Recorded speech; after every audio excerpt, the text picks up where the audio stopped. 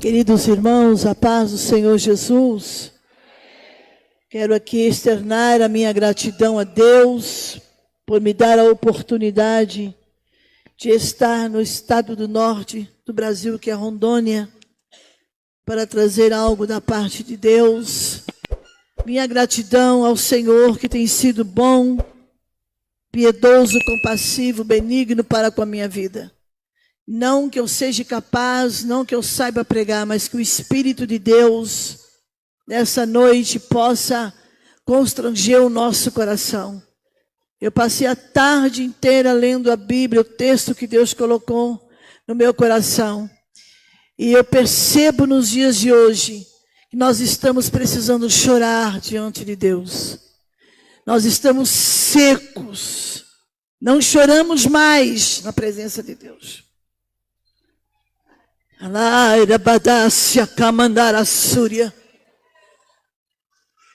Não rasgamos mais a nossa alma. Lamento que nem a soia terrível. Precisamos rasgar o nosso coração.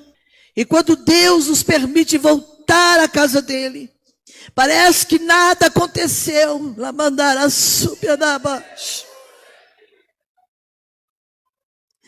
Eu estava ali no quarto, chorando, dizendo, Deus, nos dá lágrima para chorar. Que esses 2 dias, as 3 ministrações possam calar no nosso coração. Que possamos entender que este é o tempo de despertarmos o sono. Obrigado, pastor Joel, por me dar este púlpito. A nossa amada irmã eu vou aprender, peraí, é isso mesmo. Antes de ir embora eu aprendo. As meninas que estão cuidando de mim, irmãos, eu vou ser muito sincera, sem bajulação. Eu viajo o Brasil inteiro. Já fui em igrejas enormes, 3, 4, 10 mil pessoas. Mas eu nunca fui bem tratada igual estou sendo aqui, diante de Deus. Nunca. Me jogam no hotel, lembram de mim na hora do almoço e à noite para ir buscar para ir para a igreja. Eu louvo a Deus por essas Minaélias, as suas companheiras. Que equipe abençoada que a irmã tem. Parabéns a esta igreja. Eu vou levar isso para São Paulo e vou falar, gente, vocês precisam aprender lá em Rondônia. Olha que São Paulo é grande, minha igreja é grande. A gente vê umas coisas que dá tristeza de ver. Meu Deus, tem misericórdia, deixa isso para lá. Mas graças a Deus que o Senhor tem sido fiel. Abra comigo a sua Bíblia, no livro do profeta Joel, capítulo de número 2.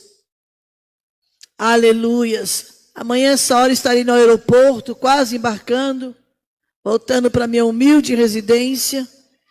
E temos mais uma caminhada para o Belém do Pará, próximo final de semana. A minha filha, quando vai me levar ao aeroporto, ela leva sempre as cachorrinhas, fala assim, vamos levar a vovó na casa dela, que a vovó não mora mais em casa, ela mora no aeroporto. O pessoal da Latam, principalmente, todos me conhecem. Eu chego, muito bem com a senhora, vamos para onde hoje? Graças a Deus, isso é promessa de Deus. Mas para chegar até aqui, meu Deus. Viajei 18 horas de ônibus, 14, 16. Sofri muito. Comendo só uma bolachinha de água e sal quando tinha. Uma vez eu fui para o estado do Paraná, em Umuarama, primeira vez que eu fui. Irmãos, eu tinha R$3 na carteira. Uma fome que só Jesus na causa. 12 horas de estrada. Meu esposo era vivo, deixei R$3 com ele e R$3 comigo. Ele disse, mas isso aqui, para você passar 4 dias, eu disse, é isso aqui. Mas como é que eu vou ficar? Deus vai cuidar de você. Fui para a rodoviária Tietê, ali em São Paulo, entrei no ônibus, com as lágrimas nos olhos, disse, Jesus, eu tenho R$3. Chegou lá para meia-noite, a fome bateu. Fome bateu, nada comi. Eu olhei R$3, o que você vai fazer com R$3 na parada, gente? Diz para mim. Nem uma criança quer mais um R$3. Os filhos pedem 5, R$10. Eu desci com uma fome, que o estômago estava lá em São Paulo.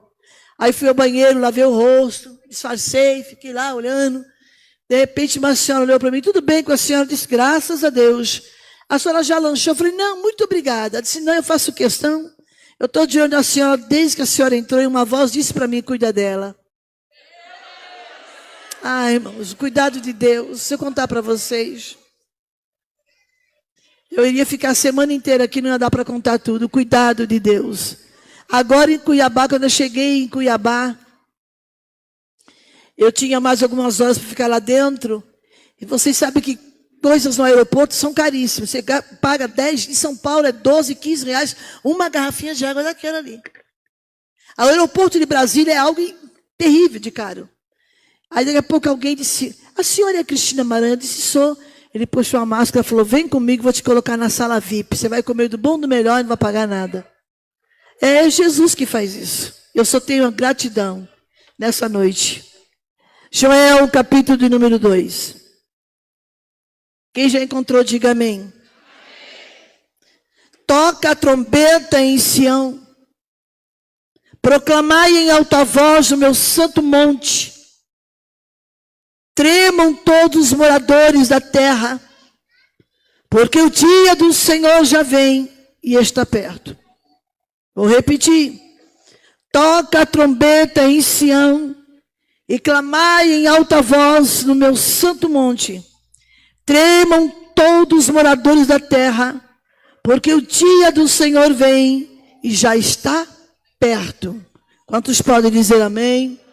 Podeis assentar, Deus abençoe.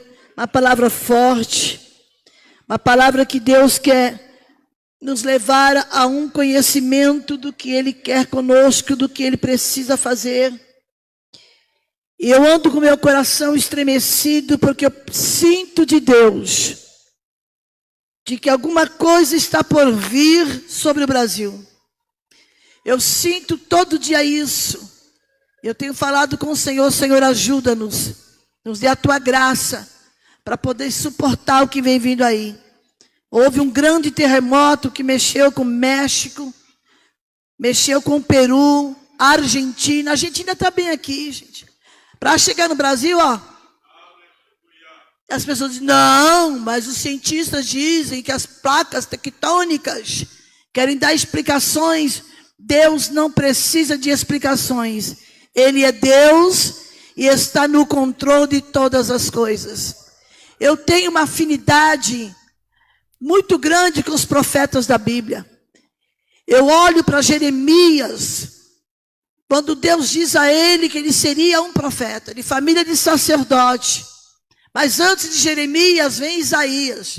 Sou apaixonada por Isaías. E um dia eu estava pregando Isaías capítulo 6, que é uma mensagem evangelística, missionária.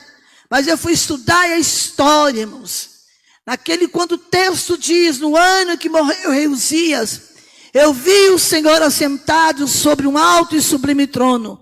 Eu fui buscar a história, por que Isaías cita esse texto? Porque o rei Uzias, ele fez algo que não era para fazer.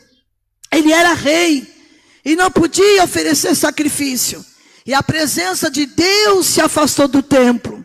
E no dia da morte do rei Uzias, ele foi ferido de lepra, ficou sozinho no leprosário, morreu sozinho.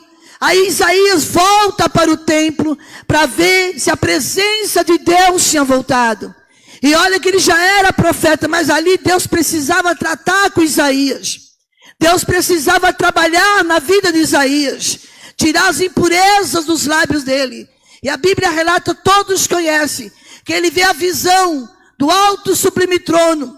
Os anjos, olha ali, com as suas asas, 2 cobriam o rosto, 2 cobriam os pés, e as 2 voavam, e dizia, santo, santo, santo é o Senhor dos exércitos. Aquele dia foi marcante para Isaías. Aquele dia Deus o comissionou, mas ele precisou confessar que ele era de lábios impuros. Ele precisou reconhecer que ele precisava ser tratado por Deus. Ele confessa e diz, eu sou um homem de lábios impuros e habito no meio de um povo de impuros lábios. Aí vamos para Jeremias. Jeremias nasce e Deus diz para o seu pai, com certeza, de família sacerdotal, já esperavam que ele seria um sacerdote. Mas um dia Deus fala com Jeremias, ainda menino, tu és uma criança, não, tu vai falar tudo quanto eu te mandar. Ele disse: Senhor, mas eu não sei falar. É tão bom quando o homem não sabe, Deus sabe. É tão bom quando o crente é dependente de Deus. Eu me sinto tão dependente de Deus, que um dia eu conversei com o meu pastor presidente. Eu disse: pastor, diz para mim por que é que eu não consigo fazer teologia.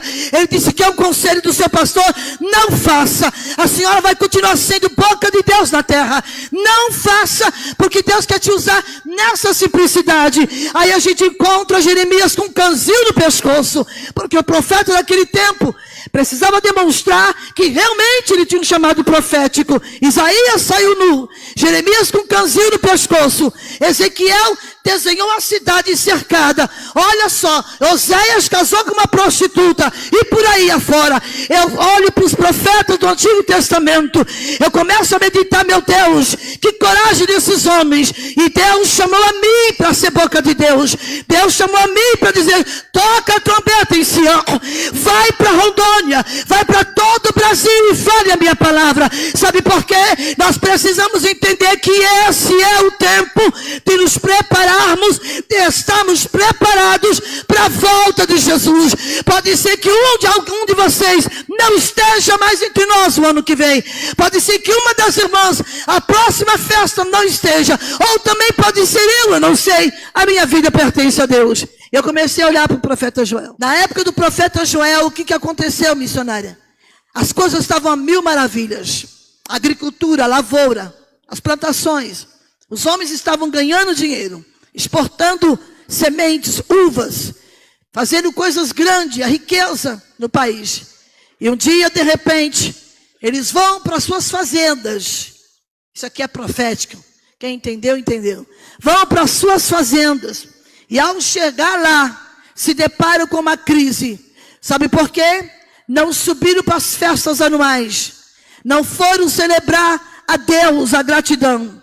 Deus manda chuva, a plantação cresce, colhe o fruto, mas todo mundo começa a se ocupar. Não tem tempo para nada. É o tempo de hoje. Temos tempo para tudo, menos para chorar na presença de Deus. E aconteceu que quando aqueles fazendeiros chegam em suas fazendas, antes disso Deus reúne o gafanhoto e diz: venha cá, eu tenho uma missão para dar a vocês, desce na terra, porque eu quero o que é meu. Esqueceram que sou eu que abençoo a plantação, sou eu que faço prosperar, aleluia, a agricultura. E quando chegam em suas fazendas, o gafanhoto devastou tudo, não tinha nada. Os gafanhotos na terra. Agora pensa, um olha para o outro e diz assim: o que a gente faz agora? Vamos na irmã que é dirigente do circo de oração. Estou trazendo a história para hoje. Vamos lá. Vamos pedir para a irmã Zefinha orar por nós. Se tiver alguma irmã Zefinha aqui, não se ofenda. Meu nome fictício. Vamos pedir que ela ore por nós, para saber por que está acontecendo isso. Tudo devastado, não sobrou nada. Os gafanhotos enviados por Deus. E quando eles chegam no portão da irmã Zefinha, bate palma. Irmã Zefinha quase lhe chega e diz: pode entrar. Entram os 3 fazendeiros, que nunca deu a paz do Senhor para a irmã Zefinha. Nunca lembrou da irmã Zefinha para dar uma cesta básica, ajudá-la. Escute só. E quando eles chegam na casa da irmã Zefinha, sabemos que a senhora é mulher de oração, porque o povo procura profeta quando a prova bate na porta. Estou errada? Estou nada. Aí lembra de profeta. Mas não lembra de profeta para estender a mão e ajudá-la. E ela disse: pode entrar. Ele disse: nós viemos aqui porque queremos ouvir algo da parte de Deus. Queremos saber, aconteceu um fato em nossas fazendas. Nós não estamos entendendo. A irmã Zefinha, de bom grado, começa a fazer uma oração, pedindo a Deus que intervenha naquela situação. E quando ela está orando, olha aí, o Espírito de Deus diz a ela: para tudo, diga a esses homens, devolve o que é meu, que eu devolvo o que é deles. Esqueceram de subir para as festas da cabana. Esqueceram de dar o melhor para mim, de oferecer a primícia, e eu fechei os céus. Isto aqui é profético. Amém. Eu fechei os céus, mandei os gafanhotos na terra. Os gafanhotos estão por aí, o que é? Enfermidades, impostos altíssimos. Eu não sei aqui, mas em São Paulo você paga imposto de tudo. Esses dias eu olhei minha conta de água, eu disse: Jesus, é só eu e minha filha e veio esse tanto de luz, de água. A luz, então, misericórdia, vocês não têm noção. Mas sabe o que é isso? Deus dizendo assim para a igreja: eu mexo aqui na terra, eu dou ordem aonde precisa fazer. E o profeta Joel traz uma palavra de arrependimento. Quando Deus chama o seu povo para a conversão, arrepender-se é viver, e não se arrepender é morrer. Nós temos o livre-arbítrio. Estava estudando isso. Existe uma opção. Deus faz uma proposta para o seu povo. Deus propõe ao seu povo vida ou morte. Aí você encontra umas pessoas dizendo assim: mas Deus falou que você é cabeça e não você é cauda. Mas toda bênção está atrelada à obediência. Aí pegamos Deuteronômio capítulo 28 e só citamos a primeira parte.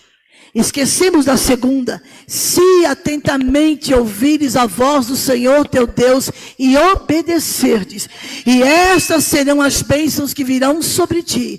Maravilha, bendito ao entrar, bendito ao sair, bendita a amassadeira, os crias da sua vaca, está tudo abençoado. E a segunda parte: se não obedeceres, maldito será a tua entrada, maldito será a tua saída. Mas Deus amaldiçoa, não são as nossas atitudes. A Bíblia diz que se queixa o homem dos seus próprios pecados. Se eu planto, eu vou colher aquilo que eu plantei. Se eu plantei vento, eu vou colher tempestade. Escute aí.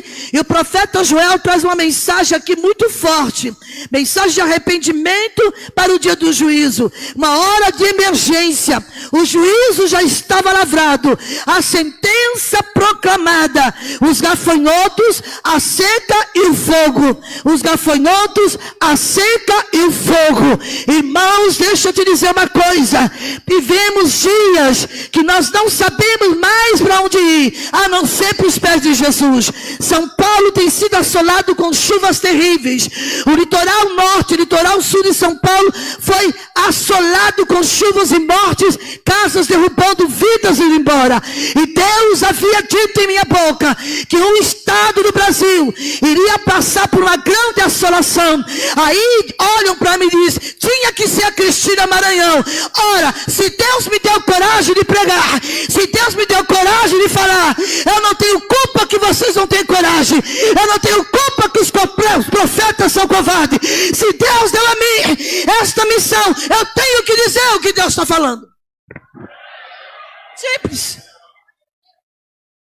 Eu lembro quando a minha mãezinha estava para partir, mês de maio, agora vai fazer 6 anos. Uma grande profeta, uma grande mulher. Uma mulher que tinha um particular com Deus, que era coisa incrível. E Deus me deu uma visão. Eu estava lavando louça. Eu fui abrir a porta dos fundos para colocar roupa para lavar. E quando eu volto, que eu olhei para a porta, eu vi minha mãe em pé. Ela estava doentinha. Eu vi minha mãe em pé, com os olhos abertos. Ela me entregava uma blusa dobrada e dizia assim: toma, filha, chegou a sua vez, você vai suceder o meu lugar. Eu disse: Jesus, não faz isso comigo não. Deus disse: eu vou acolher a sua mãe por esses dias. Eu ia pregar num grande congresso ali em minha igreja. Eu pedi a Deus que esperasse terminar o congresso para depois levar minha mãe. Deus disse: por amor a ti eu vou fazer isso. E ela sempre dizia: você acha que sua mãe tem coragem? Deus vai te usar muito mais. Mas há um preço a pagar. Há um preço, as pessoas não conseguem entender. Eu vou em lugares que dizem assim: deixa eu segurar sua bolsa, passar a mão na sua roupa para pegar a unção. A unção é intransferível. Eu tenho que lutar por ela, orar, botar na minha boca no pó. Eu vou segurar a bolsa da missionária porque eu vou receber essa unção. Eu vou passar a mão nela. Não é assim que funciona. Não é desse jeito. É quando nós temos, aleluia, a certeza que Deus tem algo em nossa vida e a gente se rende aos pés dele. Deus, o próprio Deus, agente da aliança, Ele disse, olha, vou mandar os gafanhotos para disciplinar o seu povo. Aleluia. Deus estava dizendo, olha, a seca vai vir, vai se formar no horizonte. Vocês vão ouvir o barulho dos carros de guerra, o resfolegar dos cavalos se aproximando para invadir a nação de Judá. A terra seria devastada, a cidade, tudo iria ser invadida, casas invadidas, as famílias destruídas. A situação era irreversível. Mas aí Deus da misericórdia toma a boca do profeta Joel e diz, peraí, por misericórdia ainda dou oportunidade. Eu quero que meu povo se achegue a mim. No livro do profeta Amós, capítulo 5, ele diz no versículo 14, chegai-vos a mim, primeiro vem, depois eu vou. Chegai-vos a mim e eu me chegarei a vós. Eu acho tão maravilhoso que Deus usa a boca do profeta Amós, dizendo assim, no capítulo 5, acho que o verso 21, olha, eu rejeito esses louvores. Eu fui pregar num congresso de coral e Deus disse para mim, prega esta palavra, diga para esse grupo de louvores, lá onde eu estava, que eu não recebo. Eu olhei para os camaradas tocando, eu disse, pode parar, Deus não vai receber esses louvores.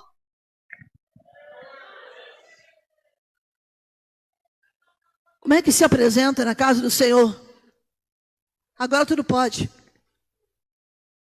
Nada a ver, não é? O pastor ficou assustado. Ele até saiu já dessa igreja. Falei, pastor, não se assuste não. Se o senhor não tem coragem de falar, eu falo. Quando eu vejo o grupo das mulheres subindo para cantar, foi uma maior decepção.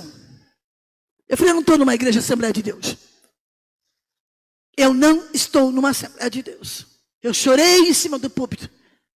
Eu falei, eu quero que vocês não me convidem mais. Por favor, esqueçam de mim por um tempo. Eu não quero vir, eu me rejeito a vir aqui.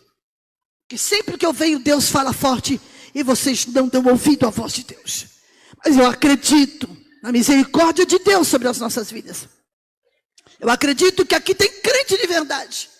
Tem crente que vai sair daqui, irmãos, congresso é maravilhoso, é. Eu amo o congresso. Mas o resultado do congresso, depois eu vou fazer um balanço. O que sobrou, o que restou, o que você aprendeu, essas 3 ministrações. O que foi que mudança teve em nós? As irmãs cantaram maravilhosamente, lindas. Todos que aqui cantaram foram usados por Deus no louvor. Mas aí Deus, Ele estava dizendo assim, olha, já está começando. O juízo está vindo aí. E no meio da tormenta, um alarme vai tocar. Deus, na sua infinita e incomparável compaixão, aleluia, Ele se volta para eles e diz, eu aponto o caminho da conversão, o caminho do arrependimento. Deus estava dizendo para o povo, dizendo hoje, eu lanço a luz e quero afastar as trevas. Eu lanço uma estrada pavimentada, a estrada da restauração, a estrada da conversão. Eu quero ensinar a minha igreja, porque, irmãos, muitos pastores, eu tenho sido confrontada, não tem mais coragem. Diz, fica aí, toma uma ceia e depois a outra você não toma e está tudo bem. Não é mais pecado. Fornicação não é mais pecado, a não ser que a Bíblia mente. A Bíblia mente. A Bíblia é verdadeira, a boca de Deus. Existem lugares que eu saio dali destroçada, com vontade de sumir, de ver o estado, de ver a situação. Eu disse, Deus, por que esta mensagem? Deus disse, eu estou convidando o povo para viver um tempo de preparação. Eu estou pavimentando a estrada porque o rei está voltando. O caminho da instalação é a única porta de escape do juízo. O caminho do arrependimento é o único portal da vida. E arrepender-se e viver, e não arrepender e morrer. Não bastava morar na Terra Santa. Não basta estar dentro de uma igreja. Não basta fazer parte de um grupo de coral. Não basta ter uma credencial de membro das Assembleias de Deus. Isso não é suficiente. Deus apenas não chama o seu povo a voltar-se para Ele, mas Ele dá detalhe como deve ser essa volta. Ele não apenas dá o diagnóstico da doença, mas Ele também oferece o remédio. E o remédio da cura é arrependimento, conversão e coração rasgado diante de Deus. Deus usa a boca do profeta Joel, disse assim: olha, eu estou oferecendo uma volta para que todos tenham uma relação pessoal comigo. O Senhor disse na boca do profeta: convertei-vos a mim. E encontramos aqui o verdadeiro milagre da graça. Encontramos aqui, aleluia, aquele que é ofendido, aquele que busca a restauração da ofensa. E o ofensor, ofendido. E quem é que convidou o transgressor? Anunciou a sua desobediência. Mas aqui ele enfatiza: Joel não está falando no próprio nome. Não, ele está falando de um Deus de misericórdia. Ele está falando de um Deus de amor. Um Deus que se volta. Ele está dizendo assim: olha, Deus irá introduzir o próprio Deus que fala, aleluia, Ele tem pressa. Deus está dizendo aqui nesse estado, nessa cidade de Upá: eu tenho urgência que a minha igreja se volte mais para mim. Eu tenho urgência que a verdade reine sobre meu povo. Eu tenho urgência que haja arrependimento. Vamos parar de mentir, vamos parar de enganar, vamos parar de dar desculpas. É tempo de se voltar para Deus, para que Ele abra os céus e derrame a sua graça sobre nós, para que as enfermidades não venham assolar o nosso corpo, para que as enfermidades que já estão sendo estudadas, a Organização Mundial da Saúde está pesquisando algo que em breve vai explodir na terra.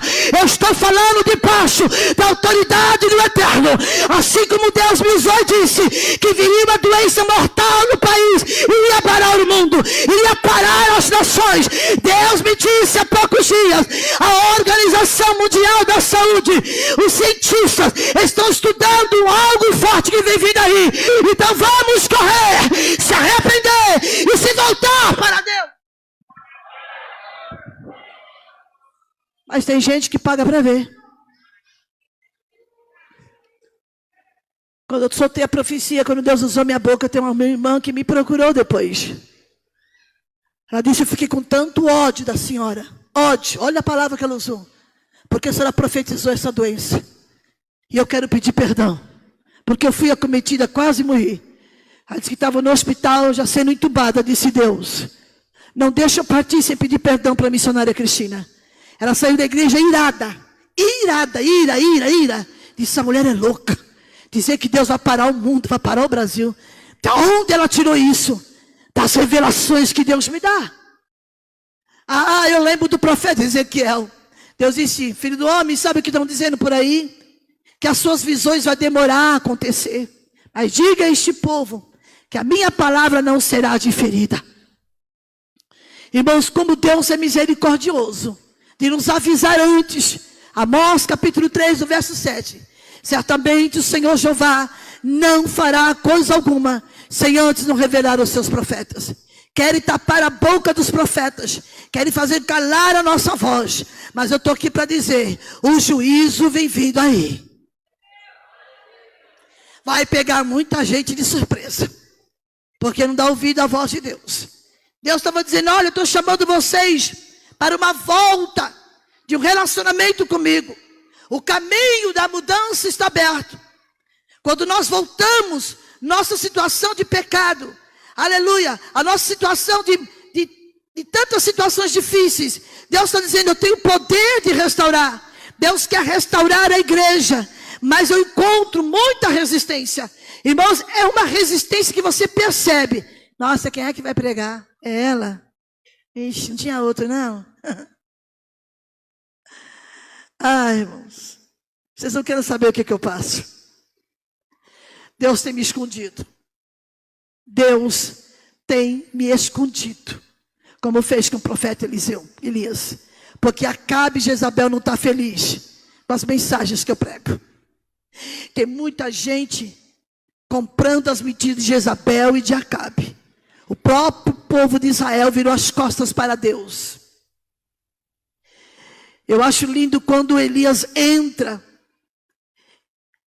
e solta a sua voz. Ele entra no cenário e depois desaparece. Ele ainda diz, pela minha palavra, por 3 anos não vai chover. E logo em seguida Deus fala com ele. E veio a minha palavra do Senhor, vai para o Querite. Fica lá. Só que o Querite, ele era alimentado das águas da chuva. E não chovendo, não ia ter água. Deus cuida do profeta no Querite. O Querite é um lugar de corte. Muitas vezes Deus precisa cortar algo na vida do crente, para ele entender que essa posição tem que ser mudada. A volta, o caminho da volta está aberto. E aqui tem crente que precisa voltar. Está dentro da igreja, perdido dentro da igreja. E o profeta Elias, com muita coragem, bota o dedo na cara de Acabe e diz assim, olha, deixa eu te falar, traz o povo aqui para fora que eu tenho uma mensagem de Deus. Se fosse nos dias de hoje, fala assim, chama o povo no pátio da igreja. Quem é servir Baal pode seguir. E quem quer servir a Deus, venha comigo. Deus dá opção. Mas chegou um grande dia, aleluia, em que ele chama os profetas de Baal para ser confrontado.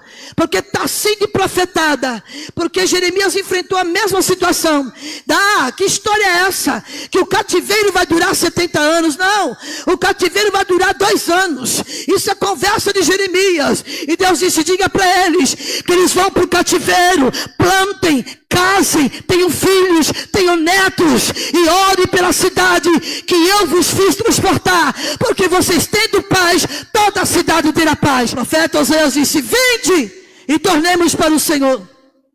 E ao 3º dia ele fez a ferida, e ao 3º dia ele nos sarará. Estava tudo muito bem, estava tudo muito bom, mas daqui a pouco a coisa mudou. E agora fazer o quê? Vamos para o joelho, rasgar o nosso coração. Deus dá a oportunidade aqui de um retorno, uma relação íntima com Deus, uma volta para Deus. O povo de Judá vivia uma relação mística, aleluia, mas o tempo, Deus estava dizendo aqui, Jeremias capítulo 7, versículo 4, a confiança dele estava no templo e não no Senhor. Deus chama Jeremias no capítulo 5 e diz, Jeremias, dá volta nas ruas de Jerusalém. Se tiver alguém que faça justiça, traga até mim. Jeremias deu volta e não encontrou ninguém. No capítulo 7, Deus fala a Jeremias, vai para a porta do templo. Observa o povo que está entrando. Templo do Senhor, templo do Senhor. Confiavam no templo, mas não buscavam Deus que estava no templo. Olha a relação mística. O povo ora servir a Deus, ora entrava no misticismo. Mas Deus estava dizendo, é impossível substituir um relacionamento pessoal com Deus com rituais religiosos. Rituais religiosos. O Deus da obra é mais importante do que a obra de Deus. Ativismo religioso, comunhão que não agrada a Deus. É triste contestar, é triste deparar com essa cena, aleluia, porque deixaram de ser cristocentro. Volta-se a atenção para o homem. Tudo tem que ser direto a cristocentro, direcionado a Ele, para Ele, por Ele foram feitas todas as coisas. Só canta para o homem. Eu vou falar que Deus está mandando. Vamos parar de cantarolar para o homem. Temos que mandar louvores que toca o coração de Deus. Agora não é mais louvor, é música. É música agora. É uma música, não existe mais hino.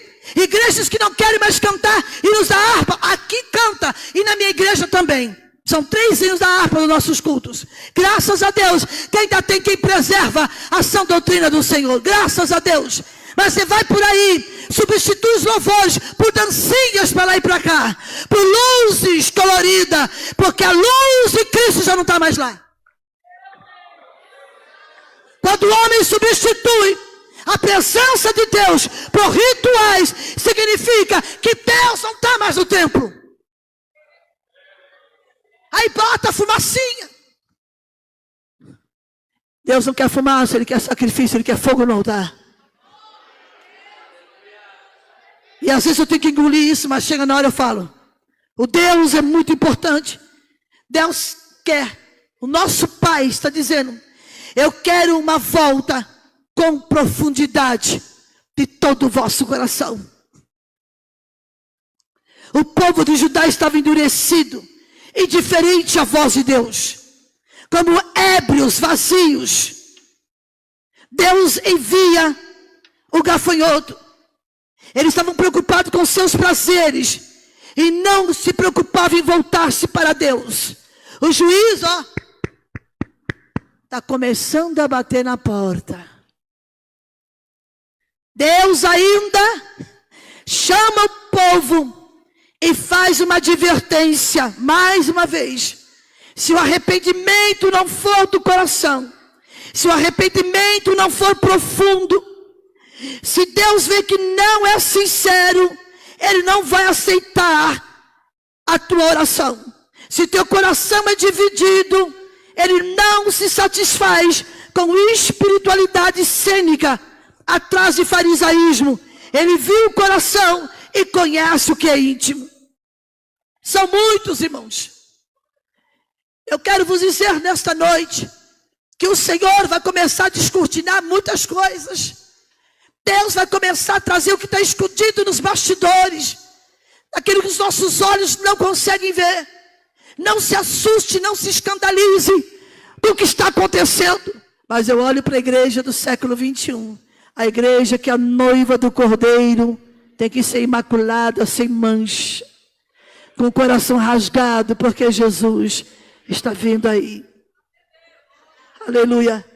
Deus está chamando os crentes, pais de família, para serem sacerdotes no seu lar. Mães de família, vocês são sacerdotisas. Eu olho para a vida de Jó. Ele era sacerdote, fazia sacrifício por 10 filhos.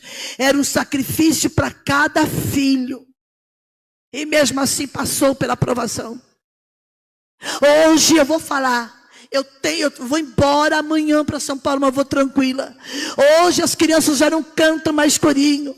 Ficam com o celular na mão no culto. Mãe já dá logo o smartphone na mão da criança. O que é que essa criança vai aprender? Ao invés de você ensinar ele os corinhos da escola dominical, trazer para a EBD. O que está acontecendo? Inversão de valores. Hoje, pasmem, mulheres de acima de 40 anos querem se vestir com uma menininha de 15 anos. Aqui não tem não, tem em São Paulo. Querem se vestir com uma garotinha, tem crise de identidade. Eu vejo isso. Aí ela olha para a filha, filha, arrasa, vai lá e arrasa.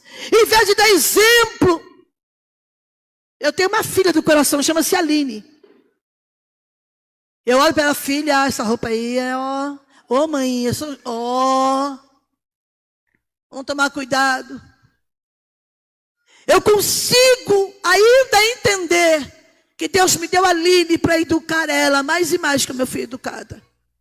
Como eu fui ensinada pela minha mãe.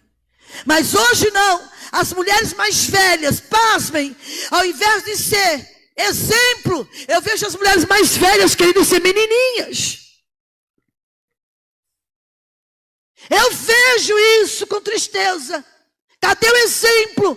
A Bíblia diz: ser, pois, o exemplo dos fiéis, na palavra, no trato, na caridade, na fé e na pureza. Está na Bíblia. Está na Bíblia. São muitos aqueles que no momento de forte unção após o congresso, ou de um retiro espiritual, uma mensagem inspira, ativa, fazem promessas lindas para Deus, promete mundos e fundos para Deus, se compromete, mas passados os dias, cai no marasmo, volta a fazer tudo de novo. Eu lembro uma vez, irmãos, eu estava recém-operado e minha igreja era um pouco distante. E eu fui cultuar numa igreja da Assembleia de Deus perto da minha casa. E era congresso das irmãs. Eu vi 2 irmãs que eu pensei que elas iam voar dentro da igreja. Tomadas. Fiquei encantada. Aí eu resolvi descer e tomar água. Antes do culto terminar, me deu uma sede terrível. E quando eu desço, eu vejo aquelas 2 irmãs se pegando nos tapas, nos fundos da igreja. Ué, eu não estava na unção, não estava no manto? Que manto é esse? Eu disse: irmãs, o que é isso? Se estapeando as duas, porque as duas crianças delas brigaram, coisa de criança. Como se não bastasse, na segunda-feira eu tive que ir ao médico para saber da minha alta, tirar os pontos. Eu estou na fila do ônibus para ir para minha casa, final de tarde, 18 horas. E uma daquelas irmãs que estava no culto, que estava cheia, a mulher estava cheia, era um manto que descia. Aí tinha uns rapazes que vendem salgadinho, essas coisas no terminal de ônibus, com o rádio ligado, num pagode. Vai vendo. Eu estou lá, depois dela tinha mais 4, depois eu. E ela com um garoto de 11 anos. E ela lá com o pezinho aqui, ó. Cantou todo o pagode. Falei: mas não é ela que estava ontem à noite no manto? Eu vou dar um susto nela. Eu me levantei, saí e disse: oi, irmã, paz do Senhor. E não falou nada. Eu falei: eu estou aqui. A senhora estava aqui, ó. Cantou todos o sambinha do pagode. Ontem à noite estava no manto. Adiantou? 3 dias de congresso. Rodou. E voltou para o mesmo lugar. O importante do congresso, Deus ajuda esse povo aqui, esse povo lindo, amado de Deus. É para dizer assim: olha, eu não quero que você seja superficial. Promete, mas não cumpre. Empresta os lábios para falar de gíria. Não se volta para ele de todo o coração. Tem coisas que enojam, irmãos, enojam. E a gente precisa ter muito cuidado para não trazer esse lixo para dentro da nossa casa. Lixo de novelas, lixo de mulheres nuas, lixo de internet jogando dentro da nossa casa. Vamos ter cuidado, porque os olhos do Senhor tudo sabe, tudo vê. Pais que são coniventes com os erros dos filhos, mães que aceitam tudo e dizem: é a fase missionária. A gente teve essa fase. Tudo bem, temos a nossa fase, mas custa corrigir? Custa chamar a atenção da jovem, do adolescente? Custa mostrar dentro da Bíblia que não pode fazer? Não é eu que proíbe, não é o pastor Joel que proíbe, é a Bíblia que ensina. É essa palavra que eu estou pregando aqui. É isso que Deus está dizendo. Eu quero corações rasgados. Eu quero lágrima nos olhos. Eu quero arrependimento de verdade. Eu quero que mudem. Eu quero que vocês tenham uma nova postura. Aí você vai lá em Isaías capítulo 58. Qual é o jejum que agrada a Deus? Fazem jejum para casar, fazem jejum por emprego, fazem jejum para um monte de coisa, mas não jejua para um coração quebrantado. Faz jejum de Coca-Cola, de café, de doce. É tanto jejum que inventaram que eu nem sei mais o que é. Eu só conheço o jejum. O que eu sei jejuar. Agora, o Deus de paz se volta para o povo e diz assim: eu amo vocês. E eu quero corações arrependidos. Deus não tolera espiritualidade assim. Ele não aceita coração dividido. Ou nós somos inteiramente dele, ou não somos. Precisamos ser restaurados. Foi isso que Paulo escreveu. Olha, o tempo é chegado. O tempo chegou. Que a volta do Senhor está muito mais perto do que quando nós aceitamos a fé. Tudo que Deus tem falado e dizendo: olha, eu preciso entender, mudar a mente de vocês. Aleluia. Deus está dizendo: eu não quero jejum de greve de fome. Eu quero um jejum de corações rasgados. Um jejum que venha se prostrar diante de mim. Aleluia. Aleluia. Nós precisamos entender. Deus está dizendo: olha, eu quero que você tenha uma experiência pessoal, uma experiência íntima. O jejum que volta-se para Deus, quebrantamento com choro.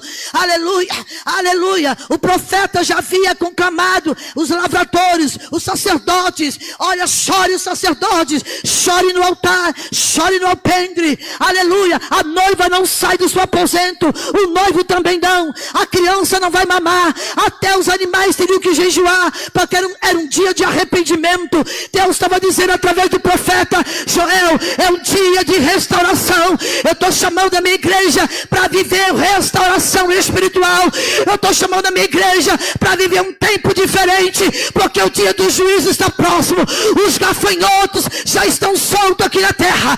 Vocês vão lembrar do que eu estou falando. Os gafanhotos que Deus permitiu que descesse já estão na terra. É só Deus dar um aval que eles começam a agir. Mas se nós chegarmos diante do Senhor, Senhor, tenha misericórdia de nós. Eu lembro da profetisa Uda, foi chamada para trazer o livro da lei, interpretar para o sacerdote, e ela disse: há uma sentença contra essa cidade. Profetisa Uda morava nas partes baixas de Jerusalém, um lugar que ninguém quer morar, e ela chega e entrega a mensagem ao rei, e ele se volta para Deus, e Deus teve misericórdia. É o que o pastor falou aqui de manhã. Deus avisa, Deus fala, e dizendo: eu quero ver a reação de vocês, eu quero ver o que é que vocês vão fazer após esse congresso terminar. Estou encerrando. Eu tenho percebido que o povo de Deus anda com os olhos secos.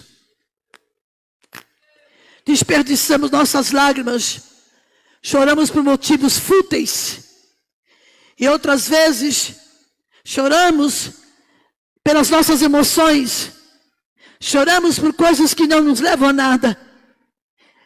Agora a pergunta é: temos chorado quando Pedro chorou por causa dos seus pecados? Temos chorado como Jesus chorou ao ver a penitência da igreja na cidade e do povo? Nosso coração tem chorado ou tem resistido? Temos tido saudade do Senhor ou simplesmente estamos numa igreja? Aleluia. Disse o profeta Joel: rasgai o vosso coração e não as vossas vestes. Deus não se impressiona com o desempenho humano. Deus não se impressiona com atitudes humanas.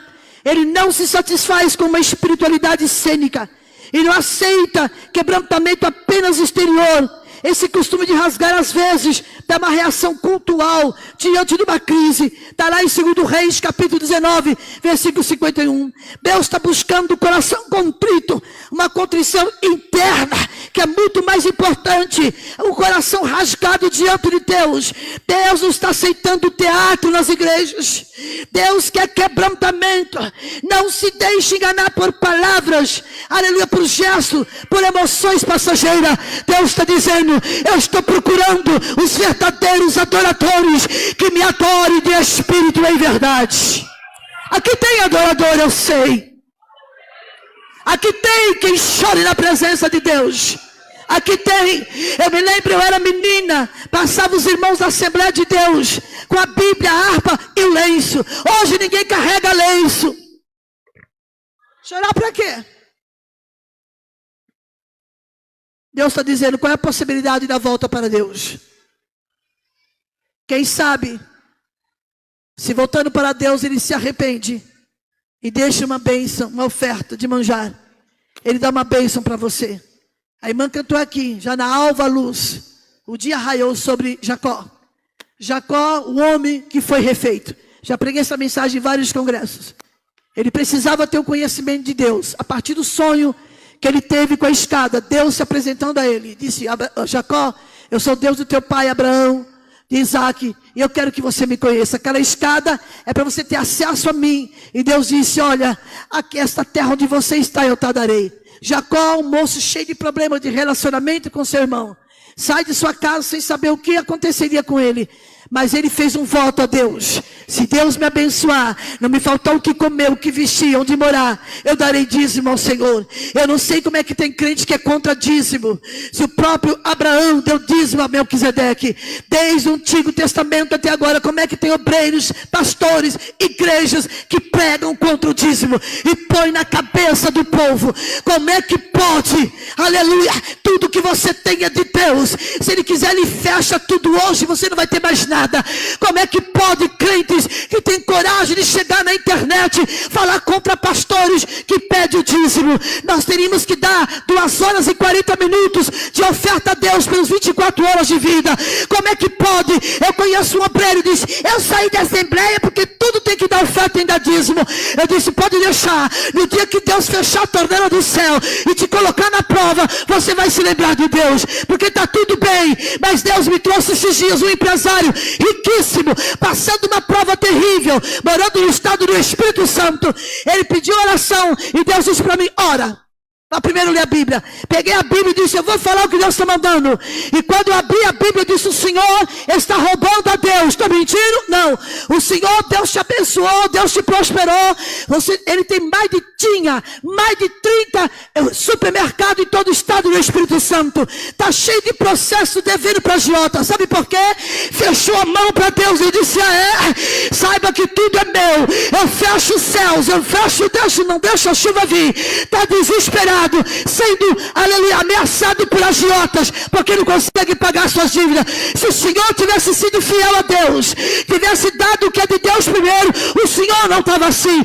Ele disse: é verdade, irmão, eu realmente não fui fiel a Deus. Então aprenda, tudo que você tem, tudo, até a respiração que você respira, vem do alto. Se você não der de volta o que Deus te deu, Ele toma de você. Foi o que a irmã Zefinha falou para aqueles fazendeiros.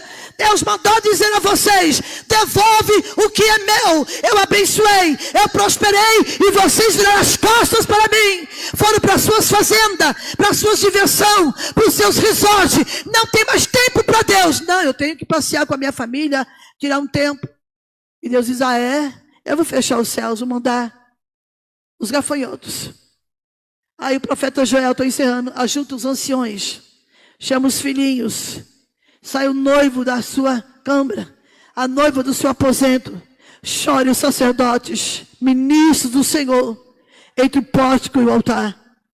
O teu povo, Senhor, não pode ser entregue à tua herança.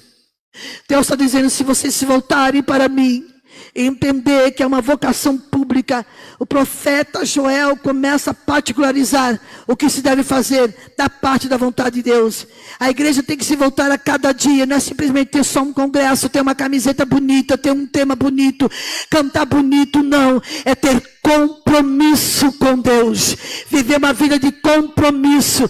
As irmãs ensaiaram, todos cantaram bem, os jovens cantaram bem, aqui todos foram muito bem nos louvores, mas Deus está dizendo: não é só isso que eu quero.